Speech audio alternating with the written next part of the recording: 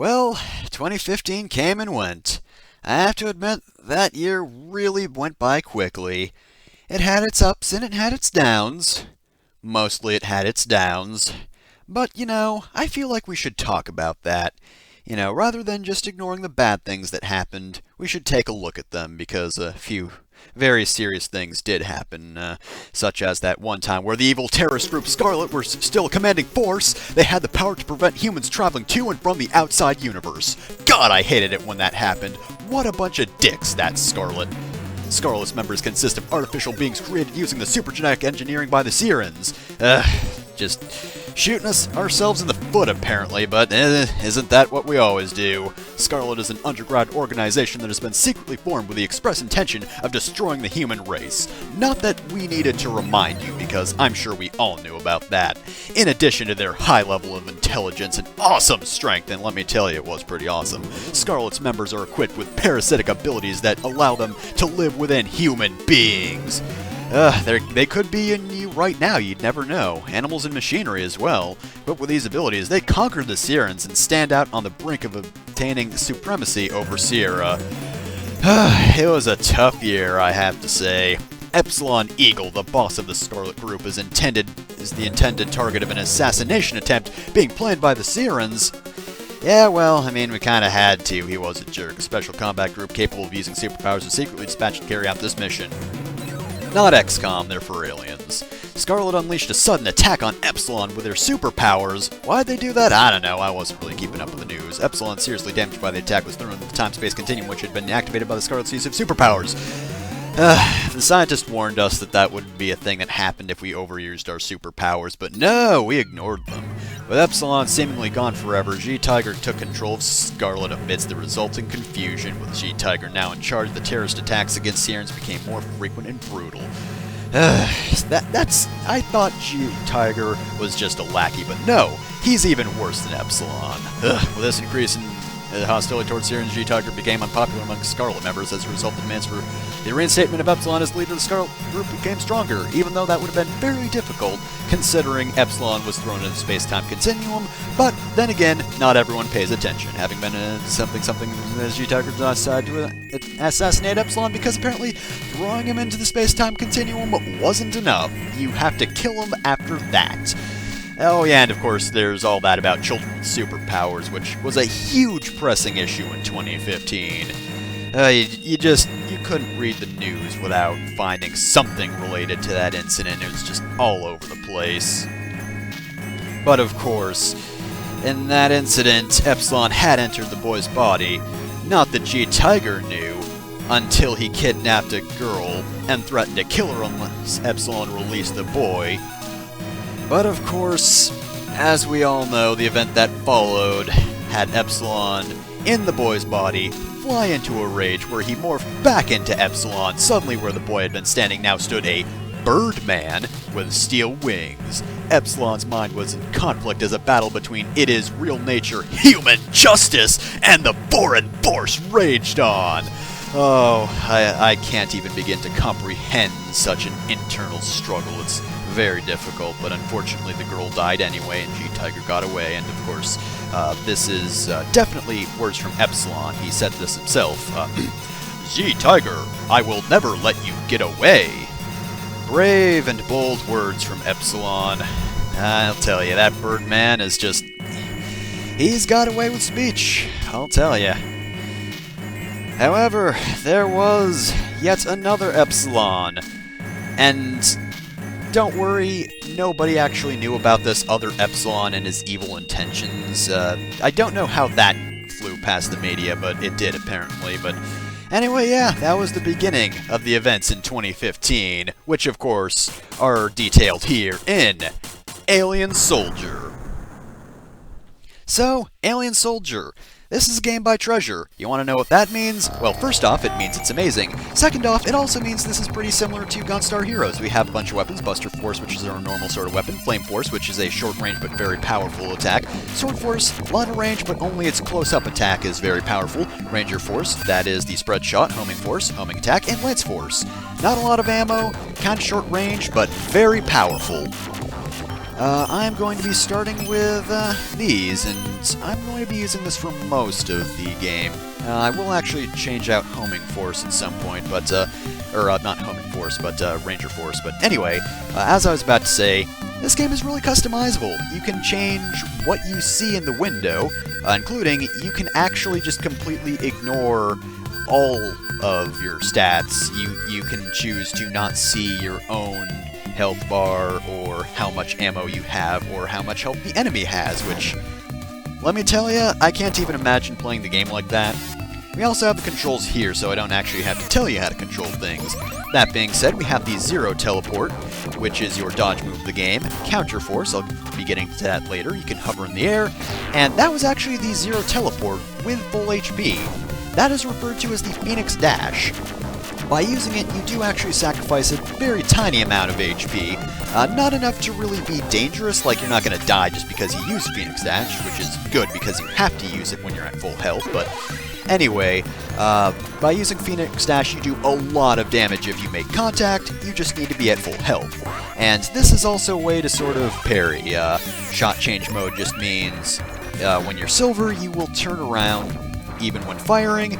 When you're gold, if you continue to hold the fire button, you will actually stay facing the same direction, which I do normally prefer silver mode, but from time to time it is actually a good idea to sort of hold your fire in one direction. So you should keep that in mind. I mean, sometimes I forgot, but thankfully it wasn't a huge deal. I don't know if I could have used it more than I did in this playthrough, but nonetheless, you'll see it eventually, and yeah, that's just me showing off all the moves you get. So yeah, stage 1. So what do? We shoot the enemies. That's simple as that. Those little pellets the enemies drop are health pellets, so at the moment we do have enough health for a Phoenix Dash. If we get hit, we're going to need to pick up more of those. In addition, by using that Counter Force thing the menu was talking about, we will actually sort of just destroy bullets, which 9 times out of 10 will give you health back. So remember Counter Force because it is one of your most important moves. And remember, that's double tapping the attack button. This allows you to change weapons. If you shoot it with one type of weapon, it will actually show that weapon as well. And here I'm showing off Sword Force, which, quite frankly, I'm not going to keep, because to be completely honest, Sword Force is my least favorite move of the game. But anyway, yeah, if you shoot one of those little weapon capsules with a weapon, it will automatically change to that weapon. So, if I shot it with the homing shot, then it would just automatically change to homing attack. Now we actually have a boss right here, which I'm gonna kick his butt with Phoenix Dash real quick. Now, that could have done more damage. Basically, the longer you're in contact with the enemy, the more damage it'll do. Oh yeah, by the way, that was Mech Beat, first boss in the game. He was pretty easy. They're not all gonna be like that. Anyway, back there I actually picked up another Lancer Force, and that's due to the fact that when you pick up the same of a certain weapon, you get more ammo for that weapon. And that is very important for Lancer Force. It is highly damaging, but it takes up a lot of ammunition at a time, and soon enough you'll find yourself running out of it, but that being said, it is one of your most valuable weapons, and I definitely suggest keeping it. Now, you can keep more than one of the same item, so I could actually have 4 Lancer Forces, and that's a decent idea, just because, again, very useful, but takes up a lot of ammo, so having more slots for it is good. Because, of course, you can't get, like, unlimited ammunition for it. There is only a certain limit that it will go to, and then you won't be able to collect any more of that ammunition or weapon or what have you. So eventually I will have to stop and just collect other things. Now, I also want more homing force because, of course, well, it's a homing shot, therefore it's pretty useful, so that's also going to be a priority. That being said, the basic shot is actually pretty useful, and I prefer it over the spread shot. Just because the spread shot is kind of, well, it doesn't fire straight, which sometimes you just need something that fires like that, so I find this a little more useful and a little more powerful.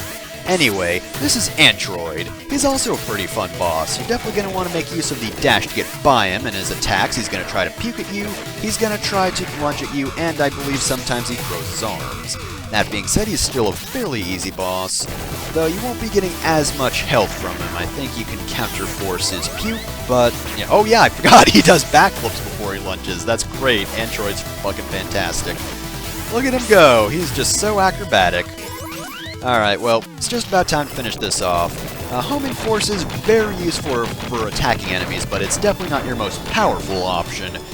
But it's one I think you're going to want to keep overall.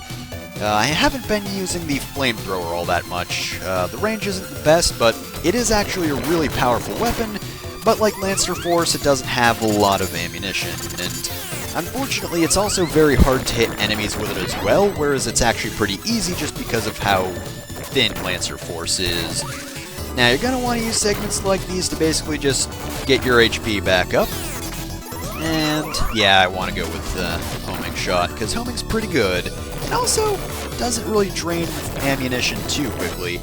This guy's actually a mini-boss. Those shots he fires, you'll definitely want to counter-force. And he's really not too terribly difficult, though. Truth be told, you might just want to Phoenix Dash him, just to be over with it immediately. And I just ran into a dude. Thankfully, that guy dropped a huge health pellet. So, this next guy is... Shell Shogun, which is a fantastic name. He is prepared for a fight. He is brandishing a sword, and we're gonna bring it on. Oh yeah, by the way, in case you don't get it by now, this game's gimmick is bosses. A lot of bosses. It is mostly bosses, and truth be told, the normal level segments are pretty much there just to restock your ammunition, and I guess so there's not like an immediate boss rush, you know, it's not one after the other, because you do need a bit of a cooldown. Treasure knew this. So while it is a very boss-focused game, there are segments for you to catch your breath, which is very important. I'm glad they did that instead of just making it 100% boss rush. It's a pretty good game design, and while this game is pretty good, I don't always feel like its bosses are the best, so I'm not going to say it's perfect, it's just very, very, very good. Anyway, Shell Shogun I really haven't been talking about that much. He does take up a lot of the screen, so he can be hard to dodge, especially when he's on the edge. He also moves pretty far at a time, making him, again, somewhat hard to dodge, but I don't really think he's too bad. Just keep making use of that dash. Also, do be careful of that sword. You've probably noticed by now, but just because he's spinning it around and not necessarily attacking with it, doesn't mean it's not dangerous, and that thing has quite the large range. It's pretty tricky to deal with, but again, his tells are actually pretty obvious, so he's not the worst boss to deal with. And there goes Shell Shogun. Pretty great name. So that's it for that stage. And immediately into the next. Do love how fluid this game is. I do like games like that. By the way, I believe you can actually destroy these mines with counter force, and they do drop health, so you're going to want that. Flamethrower is good for those guys. Oh, by the way, very important thing. Don't think that just because you've drained a weapon of ammunition means that it's useless. Because whenever you're not using a weapon, its ammo will actually recharge. So basically, homing won't recharge at the moment, but everything else is. You're also going to want to reflect these. And this is actually teaching you that for the next boss. So we're out here in the airport court, and oh geez, these things are just raining from the sky. Who could be doing this? Perhaps it's the next boss, who is named Sniper Honey Viper. And, I just want you to look at him for a moment. To be honest, I don't know what name I would give this thing, but it's not Sniper Honey Viper. Anyway, you are going to want to make good use of the counter force in order to reflect those little spiky balls back at him, because those hurt him. That being said, I don't do that much here. Really should have done it a little more, but then again, you can't always predict where they'll come out. And quite frankly, they're kind of small and, I wouldn't say hard to hit, more so hard to predict.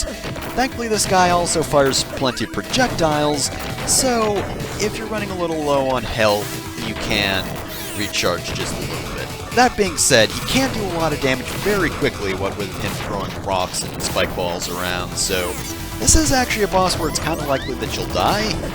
You know, just a little bit. It might happen. And boom, there he goes.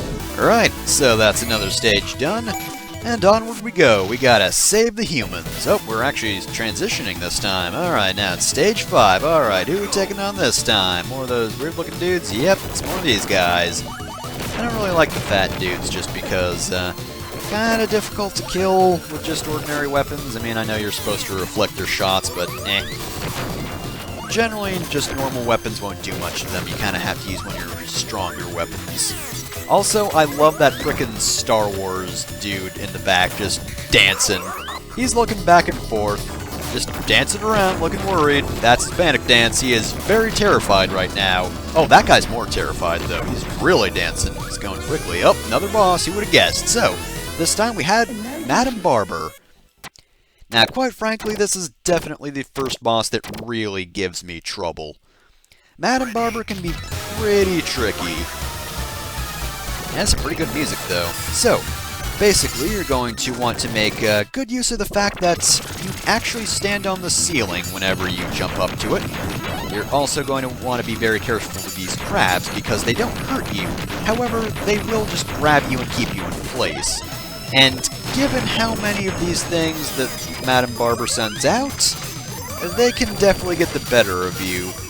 Most of the time for me, this battle starts really well and then just goes so far south because there are crabs everywhere. Look at that, spinning me around in the air. They're kind of like Parasol Kirby in that they just kind of like grab you and spin you around. I always did love that animation.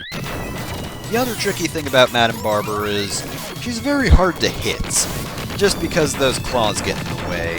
That being said, thanks to those projectiles, she does actually set herself up to be Phoenix dashed multiple times, which I probably could have ended this fight by now if I weren't terrible.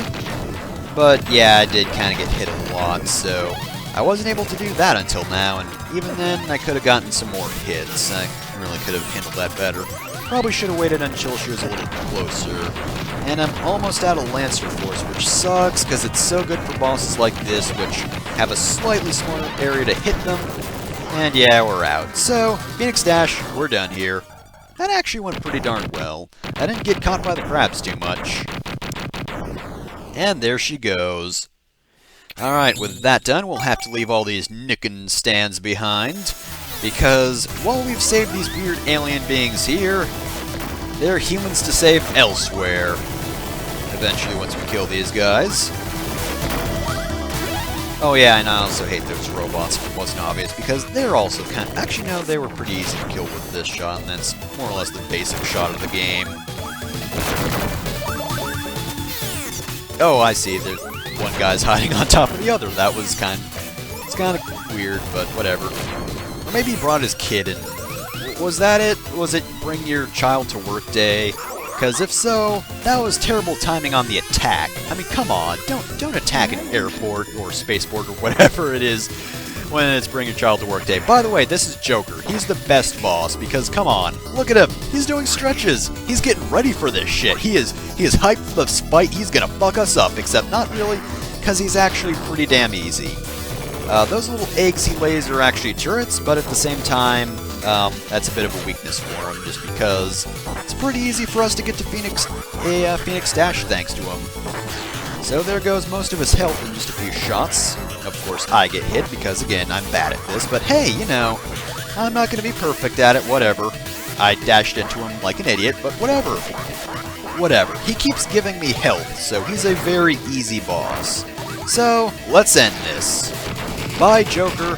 I don't know why you were named that. Maybe you were just a tricky dude. Perhaps he was stretching at the beginning to taunt us. Maybe that's it. You're not prepared for me, Joker the Frog. I'll be the end of you, Epsilon, Birdman. Alright, well, anyway. We got a whole lot of little Gradius guys to take care of, I guess. They seem like they'd be shmup enemies, except we're on the ground, so can't really fly around, sadly. That being said, they're still very easy to deal with, and they gave us Phoenix Dash, so as long as I don't get hit like an idiot, I'm fine. And we'll just be able to go into the next battle by Phoenix Dashing it. That being said, was that really likely that I'd go in without getting hit? They also do a fair amount of damage as well.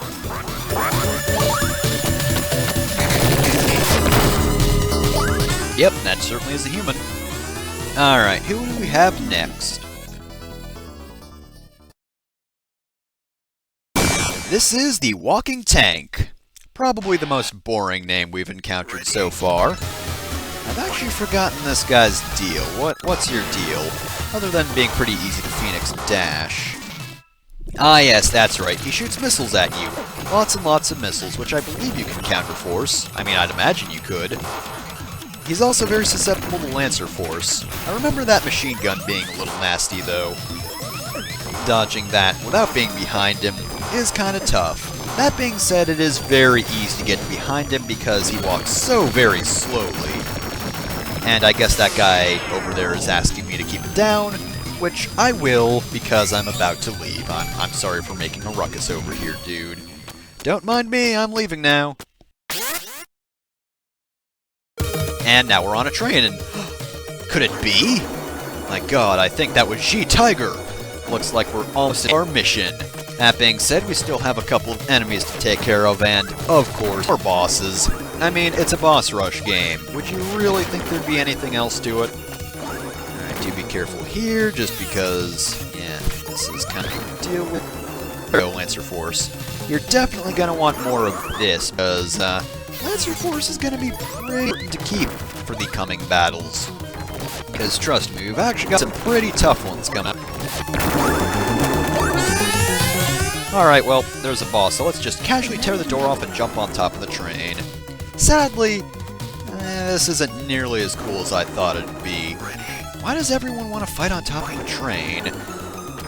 Alright, well, anyway, this guy is Flying Neo.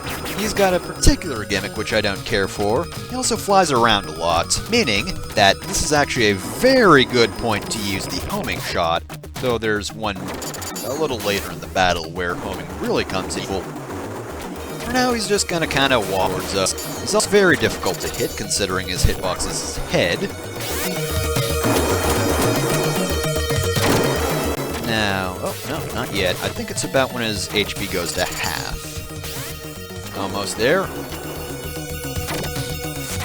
Isn't too much out of being difficult to hit for this first segment, because it is very easy to dash by him. Still doing it. Should be going down soon. Oh, come on, I know you want to do that thing. Alright, you should start flying around soon. I'm out of Lancer Force, damn it. Alright, well, I guess I'll just flamethrower his face. Alright, now he should definitely be doing this thing.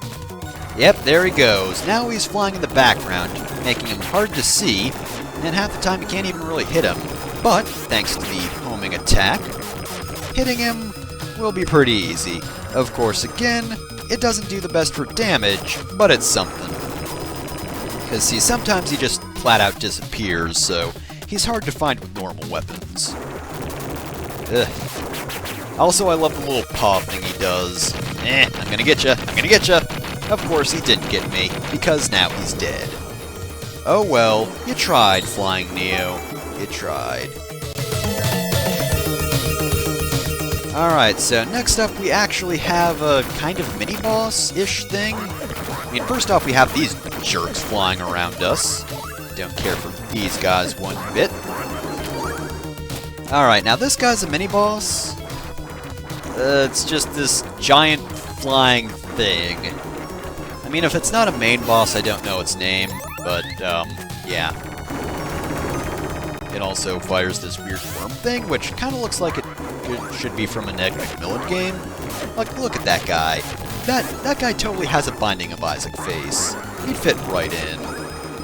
I think you can kill it as well, but I rarely do. So, yeah, don't focus too much on that, especially if you don't really want to waste your weapons on something that you don't even have to kill. See, it's almost gone. And once he is gone, it's time for the final battle.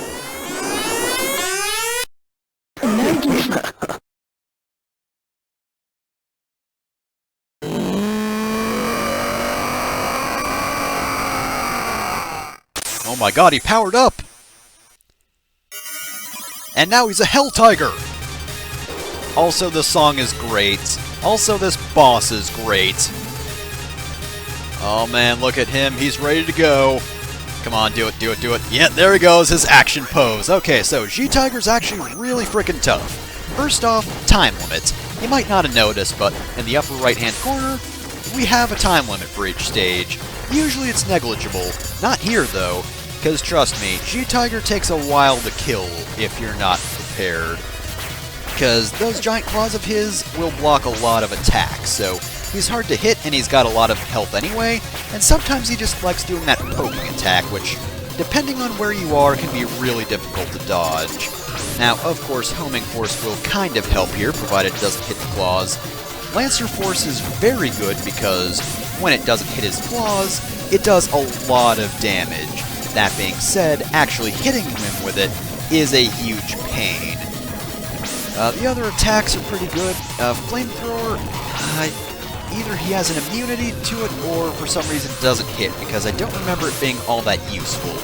Your basic attack, of course, is also pretty good, just because it's got a fairly large hitbox, but it just goes straight as well, so... And it's, of course, also very aimable, like pretty much any other weapon, but hey, you know, you can run in a whole bunch of different directions with a basic shot, so that's pretty good, right? So yeah, basically, the entire point of this battle is just getting into a really good rhythm. It's just going back and forth, like that. When he tries to swipe you, go to the other side of the screen. Don't jump into his claws like a moron. Just keep on going like this. Of course, this does make it very hard to hit him constantly, which hitting him constantly is kind of a good thing. Just because I'm already almost at a minute left, and that's not good at all. But yeah, see what I mean? This is actually a good weapon for this battle because it can hit him in the leg fairly easily. It'll still reflect off his claws, but it's not the worst thing.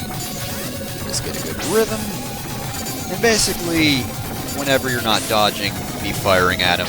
I would not suggest using the gold form for this because you're going to be switching sides in the battle a lot, so actually strafing this guy or whatever it would happen to be in 2D, not the best idea. It won't be very effective. Of course, you also have to get used to turning quickly, but, you know, that's how it is. Gotta turn one way, then the other, no matter what.